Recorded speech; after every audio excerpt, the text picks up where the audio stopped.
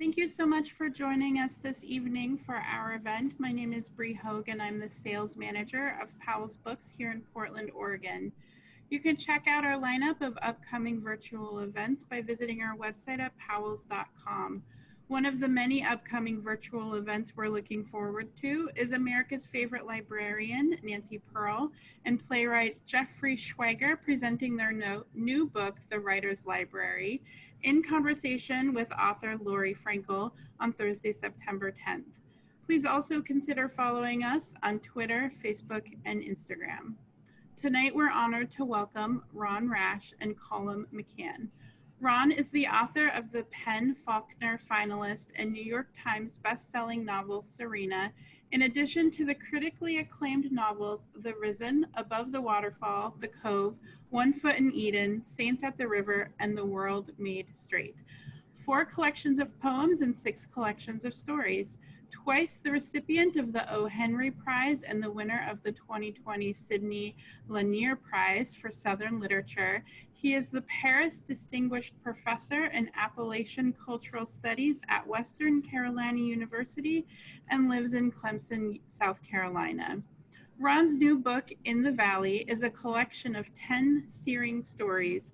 In these stories, he spins a haunting allegory of the times we live in: rampant capitalism, the pillaging of the natural world, the opioid crisis, and more.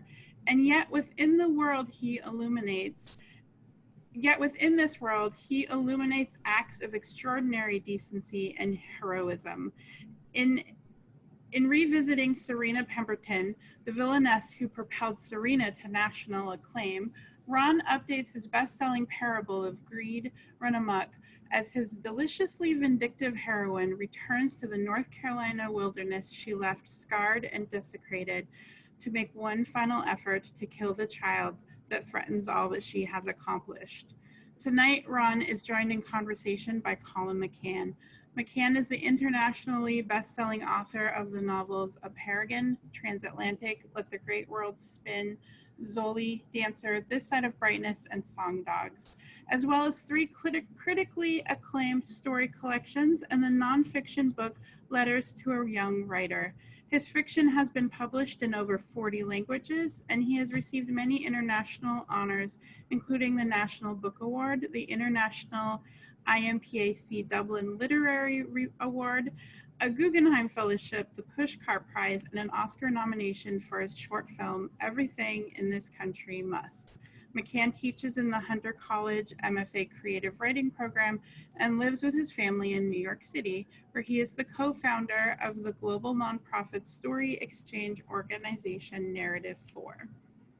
Tonight's event will include a conversation between Ron and Colum, followed by an audience Q&A. Please submit all of your questions using the button at the bottom of your screen that says Q&A.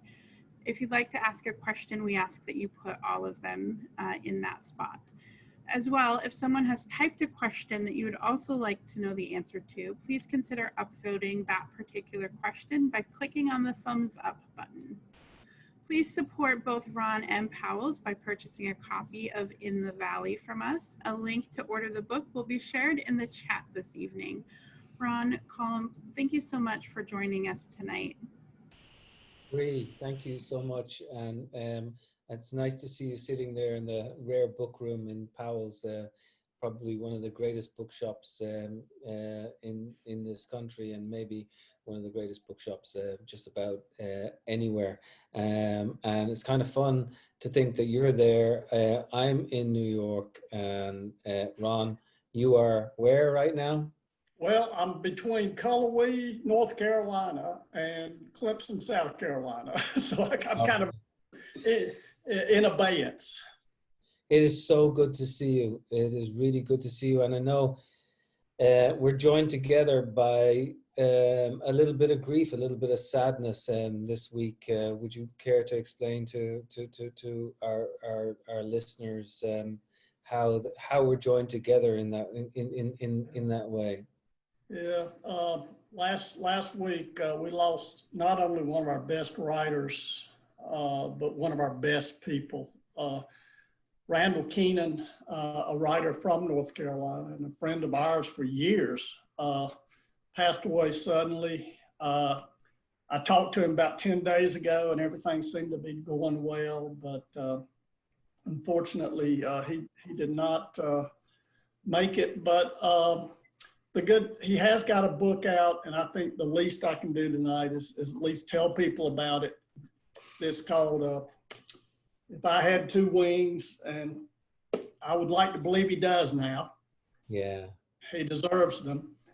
And it's a book of stories, beautifully done. He does I wouldn't call it necessarily magical realism. It has elements of that, but it's a kind of combination of folklore and magical realism. I think those things tend to blur, but he's a wonderful writer, and I hope that I will miss him, and I don't know that there's anyone who can really replace exactly who he was. It's so beautiful, because, and I love the way that you say that he is a wonderful writer, in the sense that the stories go on and on and on, and will continue to go on. We met him. I met him like 10 years ago at the founding of an organization called Narrative 4, which brings young people together from around the world to share stories with one another. But he was always, I don't know, he was at the coalface of things, but humble and gentle and quiet and brilliant and poetic. I mean, there was just so much about Randall Keenan that felt so good about literature and the idea of literature. Absolutely, absolutely, and a lot of people in North Carolina are mourning him. Yeah. So, he talked a lot about stories and storytelling, and he also worked in different forms. I'm really interested. First of all, I gotta say, I like this book. I mean, Randall would be, I don't know if he got a chance to read it in advance, but maybe with his two wings, he'll be reading it, somewhere else. This is your new book. It's called In the Valley, and it's extraordinary. And I'm really excited to talk to you about it tonight. I want to talk to you about storytelling, and so on. But congratulations on a really beautiful collection of stories. I got a chance the other day just to hide away and to sit with the stories, and it was one of those moments when I felt like, I think Randall actually said that stories are medicine, and I felt the medicine of your stories, and we'll talk a little bit more about that later. But I want to talk to you first about like the idea of different forms, poetry, novels, and short stories, and how you feel about moving between these different universes. Well, I do, right. I have done all three, and they each, as you know, I don't know that you've written poetry, but definitely you've written novels and stories. That I find the hardest of the three forms, short stories, to do well. I mean, novels, you have a little leeway. I know I can wander a little bit, maybe let the writing down, but I think a good short story, the ones I love, an Alice Munro story, or, the great writers Chekhov, you just don't feel like you can't take anything out. It'd be like unstitching a whole coat by taking out a sentence. And so I love that form, and I love the particular magic of it. But when I start writing, and this has been true for years, decades actually, I really don't know where it's going. I always start with an image. Serena began with just, I had an image of a woman on horseback. That's all I had. And I thought it was going to be a story. And then in a sense, it's almost as if the story itself demanded more. I've started off novels with a poem, thinking actually my first novel I can remember was a 12-line poem, and then it became a short story. And I'd written two terrible novels that I'd burned, and I had this terrifying feeling I'm gonna actually have to try to write a novel. Fortunately, this one I felt like worked, but I always start with an image. I don't know, where do you begin? Well, yeah, I generally begin with an image too, but you know, what's interesting to me about this difference between you know, novels and short stories. I mean, there's a lot of debate about them, you know, but a short story is a universe, as you say, and a novel is a universe too. It just strikes me that the novel is a sort of expanding universe, and it sends off its shrapnel in dozens of different directions. And yes, it doesn't have to be perfect. You know, you can make a mistake in a novel, but with a short story, it's like an imploding universe. It's like a perfect circle. It gets tighter and tighter and tighter, like a white dwarf or whatever it happens to be. And in that, everything counts. So that you're sort of like on edge with with a short story. And I'm always intrigued why the short story you know, doesn't get more of a sort of you know, a hosanna in the American literary landscape, because you know, it's really difficult to achieve a like a beautifully calibrated short story. But obviously, I can tell you're working and working and working about, you know, getting the music of this right, and bringing them together. So can you talk a little bit more about the process of the short stories, how long they might take you, where the images might arrive from, and if it's terrifying as well to start a short story as much as it is a novel too? Well, the first thing I would say is I personally believe that America's greatest gift to the world literature is the short story. I think that's what we've done best. I mean, when we talk about the great short story writers, I think certainly we've contributed a lot, not only in this century, but I mean, you go back to Melville, Hawthorne, and Poe, and so I think it is something we should really celebrate because we've done it very well. But it really has its challenges, and I like the idea of what you're saying about music, because it really is there. I mean, sentence length is crucial, you know, particularly in paragraph length. I mean, all of these things, but also there's a kind of, for lack of a better phrase, for me, a kind of visual rhythm that a short story has that I find kind of interesting, that you really don't see, at least in the way you would a novel. And that to me is very interesting, to see how you get these visual echoes.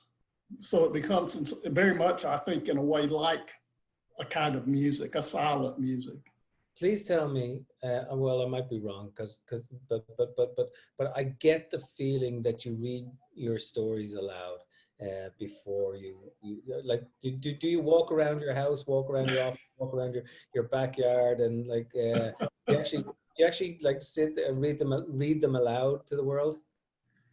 Well, I'll tell you what I do. I don't always read all of them aloud, but whenever I'm stuck on a story, or I know something's not quite right and I can't nail it down, I will read it out loud, and the ear always knows, or often knows, before the eye.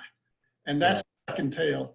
But I do hear it. I mean, to me, it's inside, it's pretty audible. But yeah, whenever I feel like something isn't working, that's the first thing I do is really listen to it and hear it, and also it just gives me a chance to hear the sounds.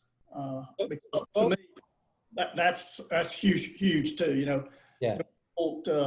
You know, a soft, hard consonant. You know, those kinds of things. I mean, it's really obvious to me that you're working on the internal music. It's contrapuntal in certain ways, and you're pushing things to the edge, but it reminds me that I really want to talk to you about like the link between the music of where you are and the music of where I come from. It seems to me that you have so many Irish rhythms going on as well, and I know you won the Frank O'Connor Award. I also know that you're hugely popular in Ireland, you know, as a writer, and I'm wondering if you feel or can make sense for us something about that kinship. I have an inkling myself, but I really like to know what you think. Oh, well, yeah, it's absolutely there. And I think on many levels, I mean, part of it is that many people in the American South were from Ireland. So that's one. But I remember there was a great quote by Graham Greene in The Third Man. And a character says, 400 years of peace and prosperity, and all Switzerland has given us is the cuckoo clock. and unfortunately, art very often comes out of contradiction, turmoil, and the religiosity of the two regions. That conjunction of violence, religion, and all of those things, I think, kind of come together. I mean, what's your view on that? Well, I like the idea of like contradiction and turmoil, because if that is so, then surely we're going to have an explosion, in the next few years of storytelling, and different forms of stories and storytellers. Because what's happening now on the streets, even we're here in Powell's. You think, what's happening on the streets in Portland for the last 98 days, people have been out peacefully protesting and, engaging with democracy, and there is contradiction and turmoil, in the streets. And I think it's going to be really, really, really interesting to see, what happens with our younger writers. I think there's going to be a lot of things bubbling up from underneath in the next few years. New ways of talking, new ways of telling, new ways of questioning, breaking down all the old rules and all the old boundaries, which sort of leads me to your collection, because in a curious way, your collection is about now. And I hope so. I mean, I actually was finishing up when the COVID, began, and then we started seeing some of the first turmoils. I was finishing the book up, and it had an impact. I mean, I actually added a situation about the 1918 flu epidemic, and I think the first story that I wrote in that book. So yeah, I mean, that's a beautiful story. Thank you. Oh my gosh, beautiful. That I think what I like about writing about the past, and I think you do this really well too, is it's almost subversive, because the reader kind of goes along thinking, well, this is the past, this is really not near me. And then you hope for that moment where the reader suddenly realizes that this is as much about the present, sometimes even more than the past. Yeah. Well, what is that famous Faulkner quote? The past is not past, isn't it? Or the past is not even past. And the idea of how you remember something, and when you remember something, you're remembering it in the present, but you're not necessarily the same person that remembered it in the first place. So I'd like to get to some of the stories. Neighbors is the first story, right?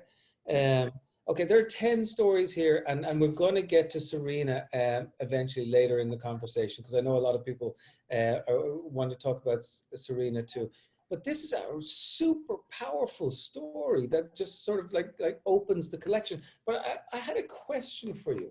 On the initial page, you have this beautiful thing that does not ascribe to anybody, so I presume it's yours, where you say, "And I do not mean the faith which flees the world, but the one that endures the world, and that loves and remains true to the world in spite of all the suffering which it contains for us."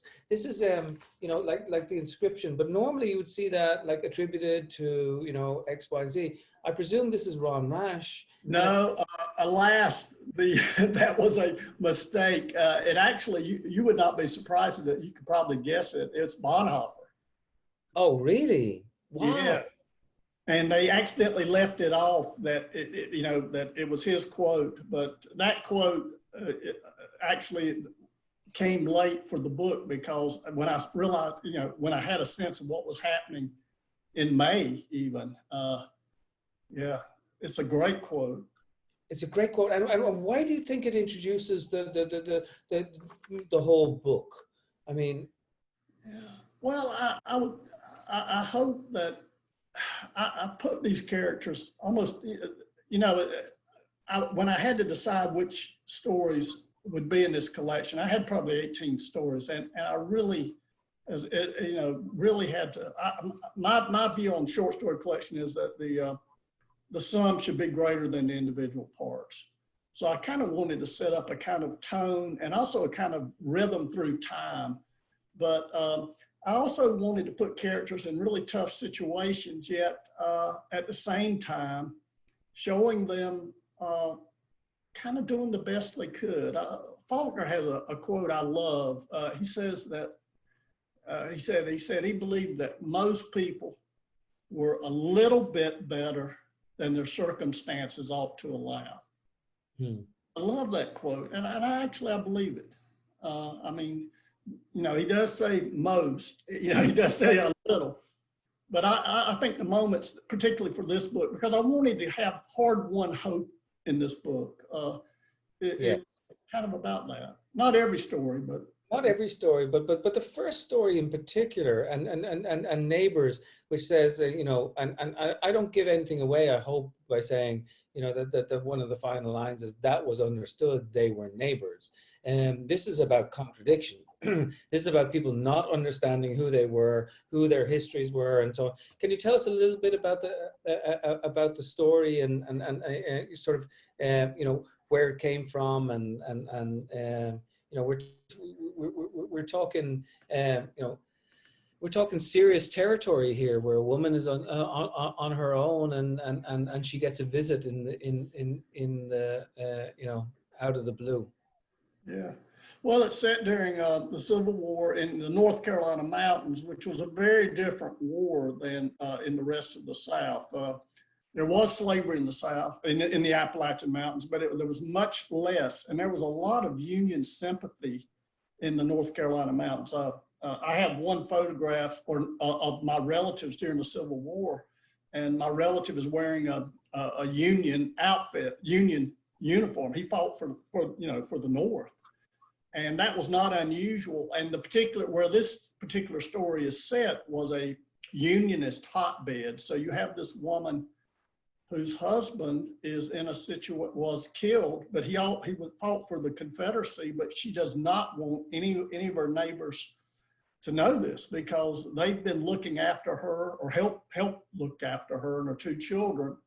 And she knows that if they find out, they will be cast out at best, cast out. So Simone Weil talks about contradiction is a lever of transcendence. And I think that's a lot of what, I think in Apeirogon, that's where you were headed with that, with those two men, you know. Sure. Rami and some of my favorite words right now are "I don't know" or "I am confused," or you know, I'm thinking back to, you know, the transcendentalists, and also thinking back to Whitman. You know, do I contradict myself? Very well, then I contradict myself. I am large. I contain multitudes. One of the things that's happening in this country right now, it seems, is that we're afraid to embrace our multitudinousness. But what you're doing in the short story collection, and what I was trying to do, yes, in Apeirogon, was to talk about confusion, was to talk about contradiction, was to talk about the bravery of saying, I don't know. And I think these are particularly important things right now for the contemporary contemporary novelist, particularly the contemporary American novelist, for her or him to get up and say, you know, this is messy. You know, enough of all this certitude. Let's talk about the messiness. And immediately in the valley with the story of the neighbors, you're talking about the human messiness. Of course, yes, it is set in the Civil War, it's the 84th Regiment, it's all that stuff, but it's really about now. It's about, like, you know, are you red or are you blue or are you purple, you know? And that's what I admire so much about it. It's not a question, so but you know, how do you feel about the way I thought about the story? Well, absolutely. And I think it shows the dangers of tribalism, because you put this woman in this community in such a horrific situation where there is no clear answer. I mean, she does what she has to in the story to survive, but there's a huge cost there as well.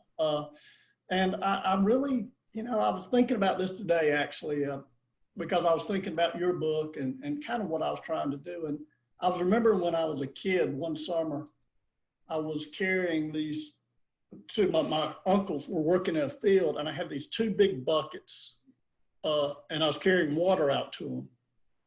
And as I was doing it, I could feel the handle just kind of going deep into my hand. Mm-hmm.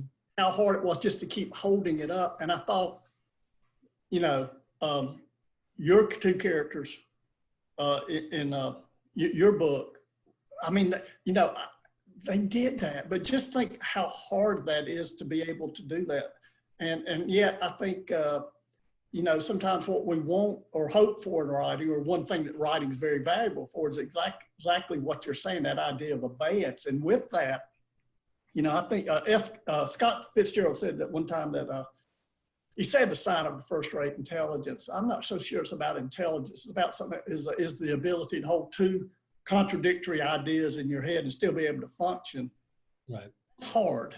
And I think it's really hard right now to even, it's not necessarily that you're balancing the buckets, it's just like you're trying to keep from completely dropping one. That's beautifully said. And we could explore that until the cows come home. But what I want to move on to just for a moment is there's a lot of fire in the streets, talking of our friend Randall, right?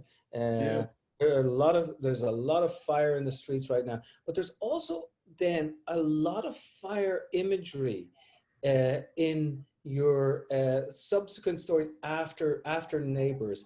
There's some really powerful fires that take place. You've written about fire before many times, and maybe I'm just like reading into it too much, but I think that you were talking about some sort of burning that's going on there, and that ashes don't return to wood. The wood gets burned, but how do we re-inspire, from the fire back into some place that we can rebuild? I mean, is that crazy to No, I mean, that's what ultimately that I think of forest, and after the fires, slowly sprigs start to grow back up. And you're right. I start off the novel, the story collection, with that story about the burning there, certainly, and then I end with the burning and the destruction of this forest. So yeah, and I think that kind of struck the tenor of the whole collection and kind of the times that we're in, that it does feel like it's almost all gone up in flames. But as I said, and I think you're pointing out, there's also, even within that, the sense that something good might rise out of it, and I think that's our hope. And I think, it's not so much that we give that answer in the books. I think maybe I'm wrong about this, but, and this sounds pretentious, I hope it isn't, but I kind of feel my role is more witness than anything. Well, that doesn't sound pretentious at all, because one of the things that I feel about you and other writers who I truly adore is that they're not interested in answers whatsoever. Yeah. They're interested in allowing someone else to pose the question and disrupt things, and you're witness, but you can only be witness if you bring people into new territory, which is somehow what you do, whether it be like the helicopter story where the people are what's the line that I wrote down? It's running towards what might rain down from the sky. I loved that. And then the World War II story about the cave paintings, which everybody who's online now will get to experience when they read and buy this book. Buy it from Powell. Support your independent bookstore. And you know, there is a momentum. There's a momentum in this book, and then you build and you build and you build and you build, and you switch times, which is really interesting. And then you build, and then you go back to Serena. Let's talk about her. And in a few minutes, I would love to get you to read a little bit too, because you have a novella here, and I think a lot of people are going to go to this book because they want to go back and they want to revisit her. You went back to Serena. Why? Oh, wow. I didn't want to. I mean, I've always been a little leery, or very leery of you know, whether it's a movie or a novel. Going back, you know, it's almost like Ghostbusters 2, or that was my fear. I didn't want to write another novel, but I've never written a novella, and I love that form. Dennis Johnson has a wonderful novella called Train Dreams, and Fantastic. Yeah. And that's another very, as I found out, a very challenging form. But so I felt like, okay, I'm going to do something completely different there. And and I thought, and also that character named Ross, who was a minor character in Serena, he kind of stayed with me. I think you know this feeling that certain characters haunt you. They don't let go. And I knew that I wanted to really get into his story.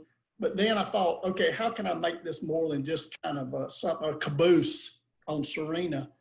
And that's when I realized that if I could make this valley a metaphor for almost biblical story, but Noah's Ark, but instead of being filled with life and creatures, slowly all these creatures disembarking and leaving. And I felt I've got a structure I can do something with. And you achieve it beautifully. Will you read a little bit from the novella and give us a taste of what it is? And don't put on an Irish accent, you know. I thought that's what I was doing. When I was in France, I got to tell you this real quick. They brought me to a secondary school to an English class. They wanted the students to hear an English speaker. I said, you don't understand, except for about 8 states in America, I speak a foreign language. But this is actually when Serena comes back. And I kind of wanted to play off the idea of the Valkyrie and, you know, coming out of the heavens, because she is kind of a Wagnerian character. And she is. Fun too at the end. I think some of the readers will guess who the correspondent is, who would be intrepid enough to ask Serena a question. But anyway, when Serena Pemberton stepped out of the Commodore seaplane in July of 1931, a small but fervent contingent of reporters and photographers awaited her. Except for the pilot, she was alone. Those who would accompany her to the logging camp, both beast and human, had arrived by ship the night before. They were already on the train that would take them from Miami to North Carolina. All except for her minion Galloway, who procured an automobile to drive Serena to the station. As the metal ramp was readied, Galloway positioned himself beside the bottom step. He was short and wiry, shabbily dressed, a purple stump protruding from one sleeve. As cameras flashed mere inches from his face, he did not blink. As Serena descended, the first question shouted at her addressed the rumors surrounding her husband's death. For a moment, it didn't appear she would answer, but when her booted feet settled securely on the ground, the question was asked again, but with a caveat. Had she loved her husband? I love my husband, but one always learns from disappointments. But what of his death, Mrs. Pemberton? And what of so many others of your acquaintance, the reporter asked. Logging is a dangerous business, she answered. Galloway was in front of her now, but Serena, almost a head taller, was clearly visible. He cleared a path as more questions came. Would she continue to fight against the national park? And would she address the rumor that she was connected to the recent demise of Horace Kephart, the park's chief advocate? Did she oppose the Davis-Bacon Act? Why risk a transatlantic enterprise when she and her late husband had achieved so much in the States? Galloway opened the DeSoto's passenger door. Serena was about to get in when the sole woman in the group, a reporter for the New Republic, stepped close. She was very young, but like Serena, tall and blonde. When will you have achieved all your ambitions, Mrs. Pemberton, she asked, as others jostled around them. When the world and my will are one, Serena answered. Yeah. Intrepid reporter was Martha Gellhorn. Was actually Hemingway's wife for a while. She was a very, very brave woman. Actually did some amazing World War II reporting. And Serena's a role model. Well, that's a beautiful, beautiful section, and I love the way Serena comes down, and then she goes into the valley, and then the eventual idea is that there was nothing left to destroy, but the thing about it is, I believe that Ron Rash believes that there is a lot left to destroy. It's not that we are destroyed. I want to talk to you about, and we're going to get into the questions from the people who are online in about 5 or 6 minutes. But I want to talk to you about your optimism and your. It seems to me that you are willing to embrace the cynics but beat the cynics because you know what the cynics are talking about, because it seems to me that you know the darkness, but something about your work pushes it into the realm of optimism, which is kind of dangerous in a way, because it holds you up to be speared, or it's much more cool and fashionable to like sit in the corner and wear your dark clothes and like not wear your heart on your sleeve. You kind of wear your heart on your sleeve. So tell me about that, Ron. Well, Rilke tells us that he says go to the heart of things, therein irony cannot descend. And I think there's a kind of I'm not speaking of myself, but I think you're right. I mean, I think the easy thing is that kind of cynicism. And certainly, I mean, I'm very cynical at times, but also I think to just to believe that totally actually is just, I don't believe that. I just, cannot be that way.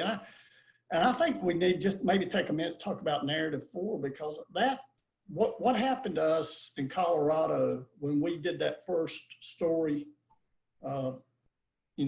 exchange among us was, I mean, that moment changed my life. I mean, it really did kind of alter something, because it reminded me of what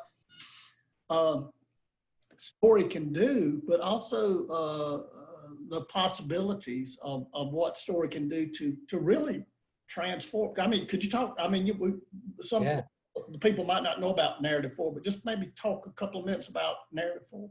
Yeah, the reason Ron and I actually know each other is it goes all the way back to a visionary by the name of Lisa Consiglio, who started an organization called Narrative 4, which brings people together, mostly young people, to step into one another's shoes and tell one another's stories.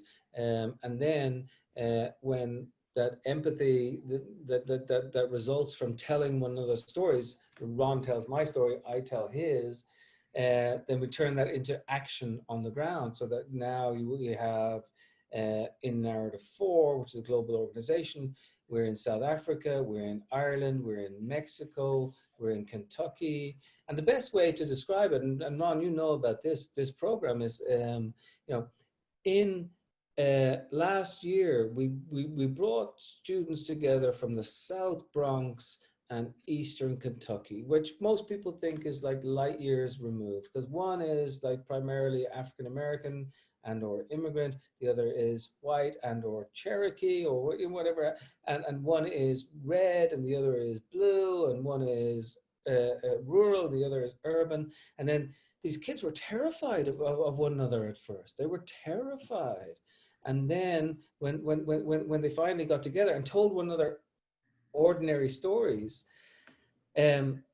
so Rick, who's down in Eastern Kentucky, finally tells the story of Farida, who's up in the South Bronx, and she wears a hijab, and she has her AirPods underneath her hijab, and he begins to think, oh, well, that's much more interesting than what I thought. And then Farida, who's in the South Bronx, has to tell the story of Rick, who has a shotgun in the back of his pickup truck, and why does he have it? And oh, it's much more complicated than I ever thought I could imagine.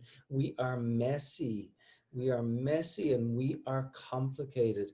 And the job of our artists, it seems to me, is to embrace the messiness of human experience, because so much of the stuff that's going on now seems to want to reduce it and bring it down to a simple soup, like boil it down to, you sit in this one saucepan and that's it. You can't make a bouillabaisse of human experience. But guess what? America is a bouillabaisse. It's one of the reasons why I was attracted to it, in the first place. And what we need to do, is to get in there and scuff up some of these notions and destroy some of these simplicities that people want to impose upon us, that says you have to be this. Yeah, we're so much more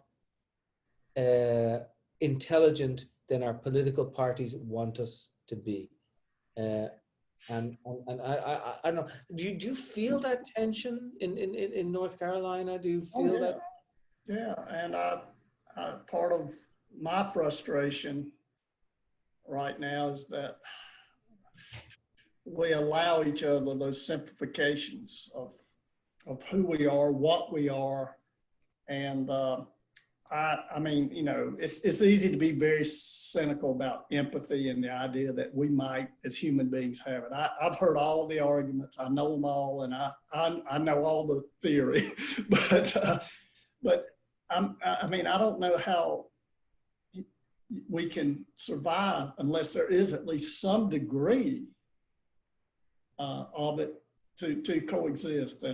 But I know the counter arguments very well on that. But yeah, I know the counter arguments, but the counter arguments hold no water for me. I mean, like this whole idea the stories are airy fairy, up in the air, yeah. But I think they're so much more muscular and strong. And stories are dangerous things. They can take away your life. They can take away your reputation. They can, we have to be careful about stories and storytelling too. And yet they are the way in which we sort of navigate the experience between one and another. When you talk about one of the last things I want to talk to you about before we go to the general questions is does it ever bother you that people think that you have a singular sort of experience? Oh, you're a quote unquote Southern writer. I mean, to me that seems nuts. That you're only yes, you're a Southern writer, but you're not only. It's so much more nuanced and complicated and crazily beautifully messed up than that. So when you hear I'll give you the best example I know. There's a book by Lynn Bowe I believe I may be mispronouncing his name. It's called The Sorrow of War, and he served in the North Korean Army, and he wrote a book, a novel. This novel, I think, The Sorrow of, or Sorrows of War, and it's about a North Korean soldier, comes from a peasant family, and my cousin went to Vietnam. You know, this poor farm boy who had never, probably had never been out of the South, and suddenly he's in Vietnam. And I know his experience well because, you know, he came home and told me. But this North Korean soldier, you know, the party members' kids were in Hanoi safe. And it was the same story. You know, it was the poor kids that were being sent south to fight the poor kids from America. Right. And when I read that book, I mean, there was a part of me, and this may have been a failing on my part, that I always kind of viewed the North Koreans as this kind of faceless people who tried to kill my cousin. And I know, I mean, I knew on some level, you know, that intellectual level that they weren't that, but then it was visceral. And I've never been able to think of that war the same. That's, I mean, that's extraordinary. I mean, because it is messy, right? It is really, really this whole idea. And I would love for our kids, I have kids who are 23, 21, 17 now, and they want it to be messy. They want us to acknowledge the messiness. We're not as stupid as MSNBC wants us to be, or Fox News wants us to be. No, we got stuff to say. And talk about stuff to say. We have some questions, and this is coming from Tom Rash. Oh no! You might know, but it's a great question. So, could you please discuss the impact, both of us, that Seamus Heaney had on you? Can you go first? Oh wow, that is important.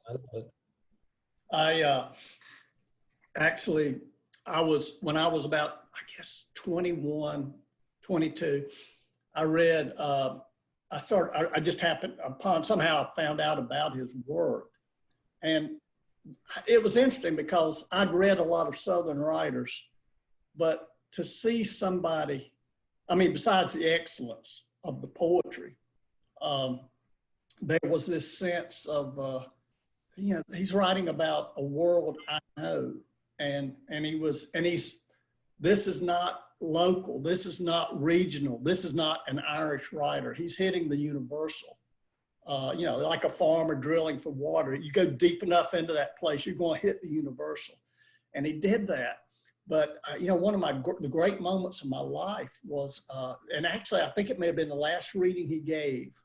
I was actually, I think it was in Dublin, and I got to have lunch with him, but afterwards, I went to the reading, and he read Postscript, and that is, and I know you know that poem, sometime time to drive out west into County Clare alone, the flag is shore. Anyway, and blown open, yeah, just that image of the heart blown, and he's a great example of what we're talking about. His poems such as Casualty, the contradictions, his refusal to go into that area of easy, also complimentary, telling people what they wanted, even his own tribe, as he would have called them at that time. Yeah. So I think Heaney's been incredibly important to me, and I suspect the same for you. I know we've talked about him before. Yeah. Oh man, yeah. Just meeting with Seamus Heaney and being in his presence, seeing his humility. One of the interesting things was, people would always go up to him and they would say to him, "Oh, Mr. Heaney, I love your books," which is a conversation killer immediately. Like, what the fuck do you say? Like, seriously, what can you say? Oh, thank you very much. No, but he would nod, he would grin and say, "That's a really interesting tie that you're wearing," or You have a Cavan accent, or is that a Jamaican accent? Whatever happened to be, he turned it around to them. So what he was doing, both in his poetry and his life, was he was allowing the world in some way, and it was extraordinary to watch. And I sort of learned from that. I thought that was gorgeous, and he was good to me, and he was good to just about every writer who came his way. But a man of integrity, depth, style, and God damn those poems. God Oh damn. man, they just hold up. The poem that has stuck with me the most recently is it came from the Cure of Troy, but he's used it for Amnesty International. That that little piece, like human beings suffer, they torture one another, they get hurt, and they get hard. No poem or players. And then he says, but pray for great sea change on the far side of revenge. Pray for further shore reachable from here. And that poem deals with contradiction. Double take. Right. Yeah. Oh, beautiful. It seems to me, I do this a lot too. I know a lot of poems sort of off by heart. Did you have teachers when you were a kid that asked you to learn poems? Was it a thing in school? Because in my school we learned poems off by heart, and that was one of the reasons why I have all these things now still inscribed within me. Did you have that too? Unfortunately, I didn't. I don't know if you know about my checkered past. I managed to fail. I know checkered past. I failed the 6th grade in Western North Carolina, and that's quite a feat, Colum. They let me go to summer school and move on to the 7th grade, but I was always in the lowest level English classes, so they were just trying to get us to read a sentence, But I came to that later. And actually, I'm doing it more now. And I've noticed since what's happening now with COVID, I'm doing it more and more. And it's just, I want to embody that. I mean, literally embody those poems. And they give me great pleasure. I mean, when I'm driving, I'll recite, to those poems. Right. That's great. Now, I want to hop to a couple of questions. One from Christine. She says, is Hannah also a feminist? She comes into the March household and proves housekeeping ain't no joke. So is Hannah also a feminist? Is that a question that I'm not sure where that one is coming from. If I wrote it, I forgot it. Yeah. I know, isn't that funny? That's one of the things. Hey, what could replace the great magazines that for so many decades published short stories every week by multiple authors? What could replace it? Oh, wow. Well, I think this is a place where I would say internet, but also having writers read their stories aloud. I think the New Yorker does a little bit of this where they have somebody else read a story, a person admires.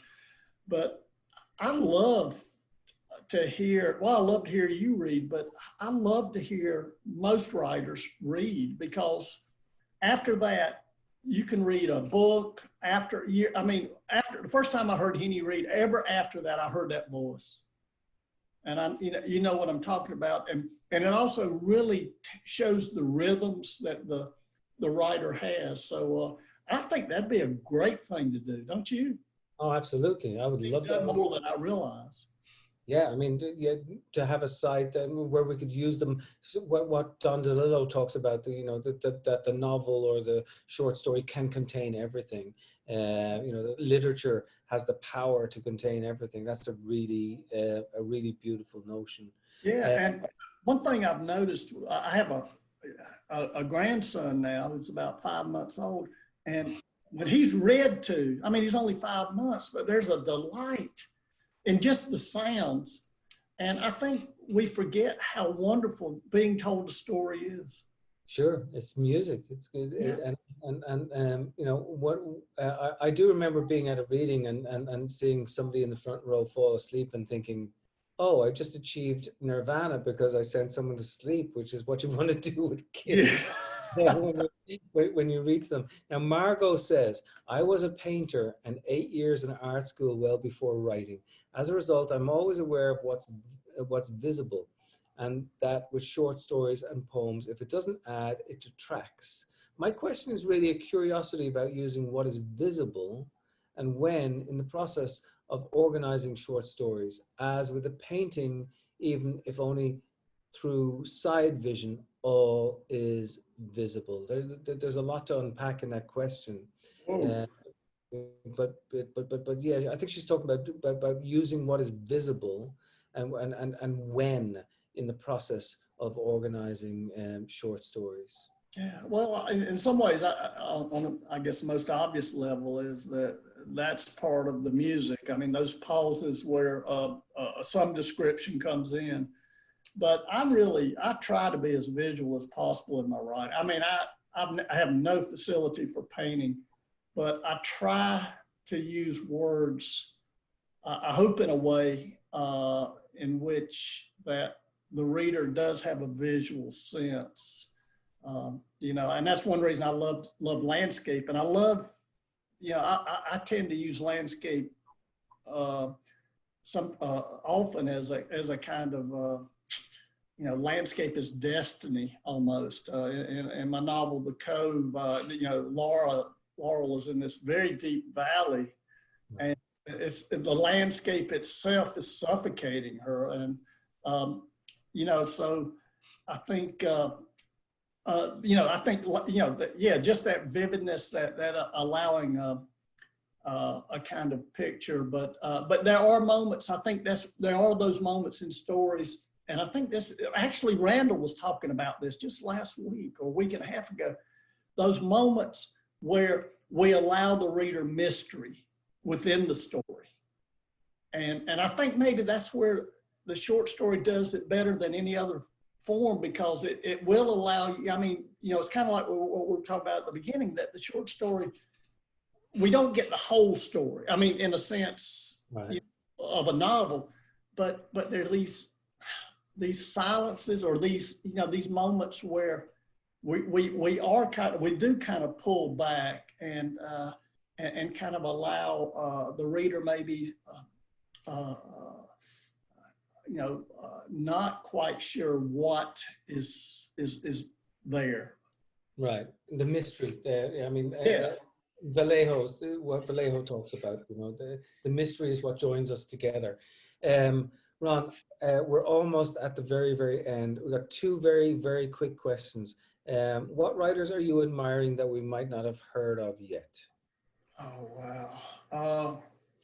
Well, there's one that I don't think has gotten his due yet, a guy named Mark Powell out of North Carolina. He's really doing well. And actually, another one, she's actually, you would remember this. You remember, when we went to Swain County, do you remember Annette Clapsaddle? Sure. She's Cherokee, and she was teaching at Swain. She has her first book out, and it is damn good. And I get that. she writes about that world, but it's contemporary. I mean, amazing, and that world down there is so crazy and wonderful, and like something that we definitely need to know about. Last question.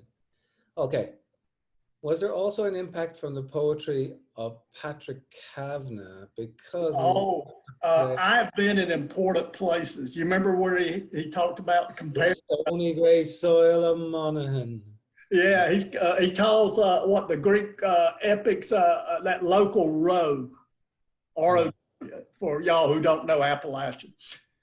Yeah, Kavanaugh was huge. The Great Hunger. I mean, that was good. You called that. Oh yeah. Oh, Kavanagh. I mean, he would go in there in Dublin with the mud on his boots but of course there's always that Raglan Road. On Raglan Road in an autumn day I saw her first and knew that her dark hair would weave a snare that I would one day rue. I saw the danger, yet I walked along the enchanted way. And I said, let grief be a fallen leaf at the dawning of the day. Talking about leaves, falling leaves, and all of this sort of stuff. I have to say, this is like in the valley. There's probably plenty of fallen leaves. Ron, this is one of my favorite books from a long time. And just to get a chance to see you again and to hang out with you again. Yeah, that's the best. And to have it like a tiny bit of a jar together. Yeah, So, absolutely. thank you to Powell's for doing this. And I'll leave it to you to say the last thing before Bree comes on. But I just encourage everyone to buy from their local, from Powell's, and look after your local bookstores. And thanks for allowing us to have this conversation this evening. Ron, all yours. Well, thank you, Colum. It's very generous of you to do this. And our friendship is very special. And also do support your independent bookstores. I mean, one of the things that's been kind of heartening, at least in Western North Carolina, is that stores I would really feared would go out of business. The community continued to support them, and they're staying afloat. I mean, it's tough, but without the community's support, it wouldn't happen. So, for me, the independent bookstores, when I was writing poetry and short stories with small presses, they were the only people that would carry my work. And I haven't forgotten that. Ron, can you say the name of that bookstore you're talking about again? In North Carolina? Yeah. Oh, there's several. Okay. Malaprops in Asheville has kind of been my home store. There's another wonderful one near where I teach in Silva called City Lights. But, I think those stores have such I don't think you can have a great town without a great bookstore. It's so true. We're really thankful to still be here after the pandemic at Powell's, and we're so appreciative that we can have authors like both of you come on and do these virtual events, even though our store is closed. So thank you for spreading that message about supporting local bookstores. And you can support Powell's and Ron by purchasing a copy of In the Valley at powells.com or at your own local bookstore. Thank you to both of you for joining us tonight, and to everyone who logged on to listen to this conversation as well. Thank you very much. Have a good night. Colum, thank you, buddy. Thank you, Ron. Cheers, man. Let's stay in touch, okay? Let's stay in touch. Are things going pretty well for you? Yeah. Just working away. So it's like, yeah. I think they're still beaming us live, but yeah, everything's going well. So let's talk. We'll chat. Okay. Have a good night, everyone. Bye. Thanks, Ron.